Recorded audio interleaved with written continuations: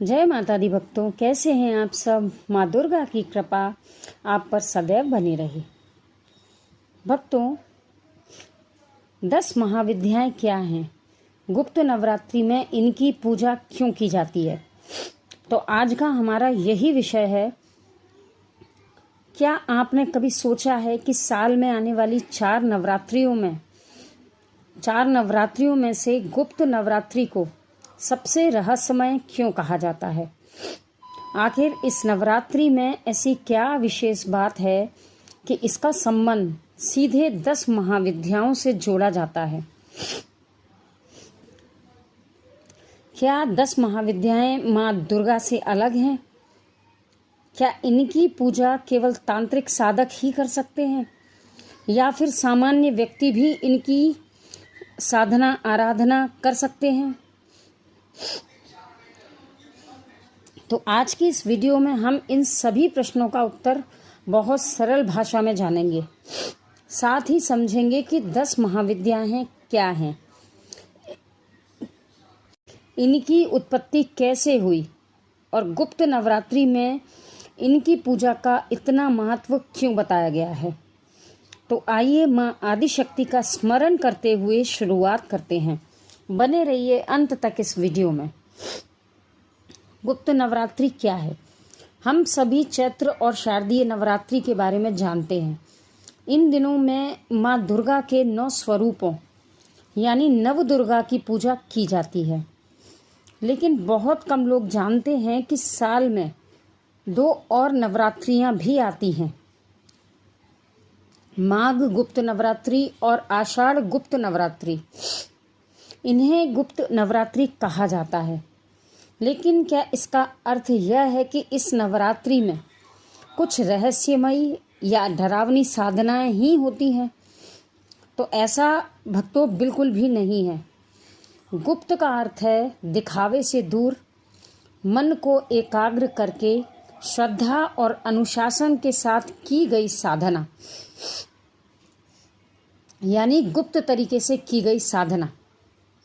इस समय कई साधक माँ आदिशक्ति के 10 विशेष स्वरूपों यानी 10 महाविद्याओं की उपासना करते हैं, और यही कारण है कि गुप्त नवरात्रि का नाम सुनते ही महाविद्याओं की चर्चा शुरू हो जाती है। अब हम जानेंगे कि 10 महाविद्याओं की उत्पत्ति कैसे हुई। इससे जुड़ी एक प्रसिद्ध कथा शाक्त परंपरा में सुनाई जाती है।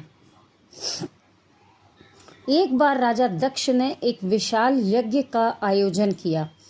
उन्होंने सभी देवताओं को निमंत्रण भेजा, लेकिन भगवान शिव और माता सती को नहीं बुलाया।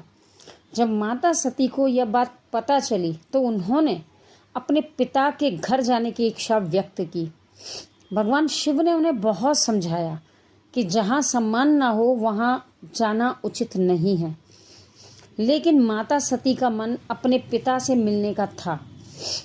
कहा जाता है कि जब भगवान शिव ने उन्हें जाने से रोका, तब माता सती ने अपनी दिव्य शक्ति प्रकट की। उन्होंने अपने शरीर से 10 दिव्य स्वरूप प्रकट किए, जिन्होंने 10 दिशाओं को घेर लिया। भगवान शिव ने देखा कि चारों ओर केवल देवी के ही स्वरूप हैं। इन्हीं 10 दिव्य स्वरूपों को आगे चलकर 10 महाविद्याओं के नाम से जाना गया। हालांकि अलग अलग ग्रंथों और परंपराओं में इस कथा के कुछ विवरण अलग मिलते हैं, लेकिन सभी का मूल संदेश एक ही है। माँ आदिशक्ति एक हैं, लेकिन आवश्यकता के अनुसार अनेक रूपों में प्रकट होती हैं। अब हम जानेंगे भक्तों कि 10 महाविद्याएं कौन कौन सी होती हैं। 10 महाविद्याएं कौन कौन हैं? माँ काली, माँ तारा, माँ त्रिपुर सुंदरी, जिनका एक और नाम है जिन्हें हम षोडशी भी कहते हैं, माँ भुवनेश्वरी, माँ छिन्नमस्ता, माँ भैरवी, माँ धूमावती, माँ बगलामुखी, माँ मातंगी और माँ कमला। ये 10 अलग अलग देवियां नहीं हैं, बल्कि एक ही आदिशक्ति के 10 दिव्य स्वरूप हैं। हर स्वरूप का अपना विशेष महत्व और संदेश है। किसी का संबंध साहस से है तो किसी का ज्ञान से, किसी का संबंध समृद्धि से है और किसी का अहंकार को समाप्त करने से है। तो भक्तों, आने वाले दिनों में हम इन 10 महाविद्याओं पर अलग अलग विस्तृत वीडियो लेकर आएंगे, जहां हर महाविद्या का रहस्य, स्वरूप और महत्व विस्तार से समझेंगे। गुप्त नवरात्रि में इनकी पूजा क्यों होती है? अब प्रश्न यही आता है कि गुप्त नवरात्रि में इन्हीं महाविद्याओं की पूजा का विशेष महत्व क्यों है?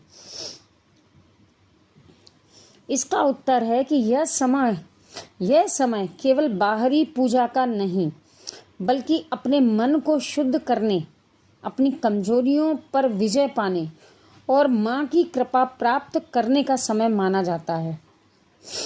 कुछ लोग इस समय विशेष साधनाएं भी करते हैं, लेकिन यह समझना बहुत आवश्यक है कि विशिष्ट तांत्रिक साधनाएं हमेशा योग्य गुरु के मार्गदर्शन में ही करनी चाहिए।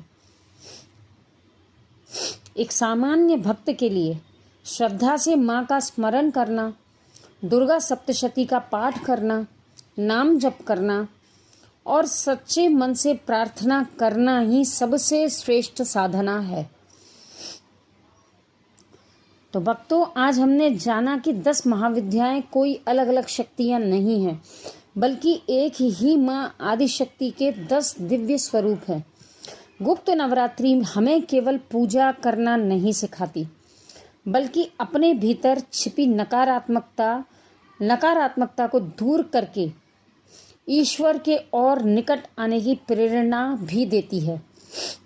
तो भक्तों, आपको यह जानकारी उपयोगी लगी हो तो वीडियो को लाइक करें, चैनल को सब्सक्राइब करें, ज़्यादा से ज़्यादा इस वीडियो को शेयर करें, माता के भक्तों तक पहुंचाएं।